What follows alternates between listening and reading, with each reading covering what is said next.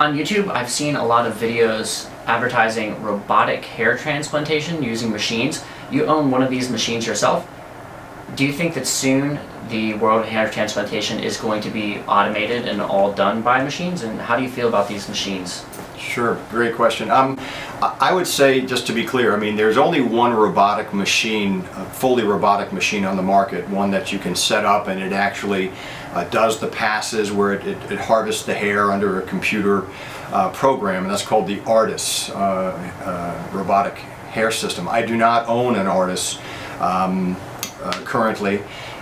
There are other machines that we use for harvesting hair and doing FUE procedures. One very well known is called the Neograft, and it's just a machine that we use that helps me when I do an FUE procedure. There's another one called a Safe Scribe, and there's several different machines that can be used, so I have a couple of different ones.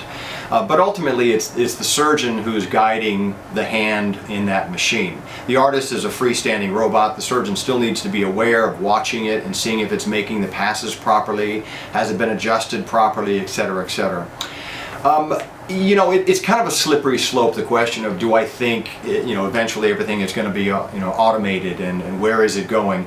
I think there's obviously been a lot of interest because it's new and it's an advance, and there's a lot of people who have embraced it and, you know, use it extensively in their practice, and I think that's great, because I think whenever you're advancing something and trying something new, it does help. I think there's benefit that can be gained from that.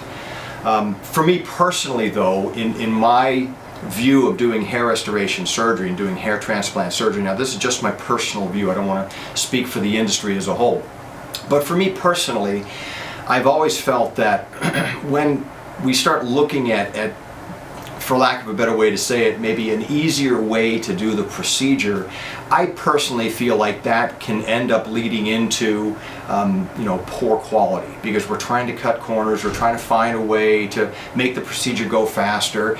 And you know, I've learned with this procedure there's absolutely nothing that can replace the slow hand of a surgeon taking his time, doing it properly.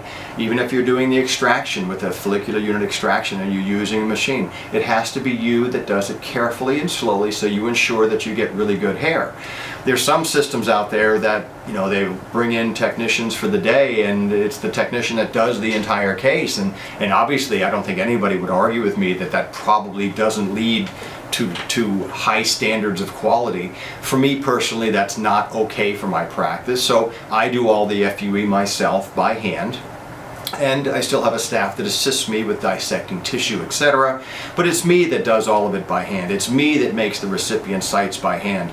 It's us that work as a team together in placing the grafts by hand.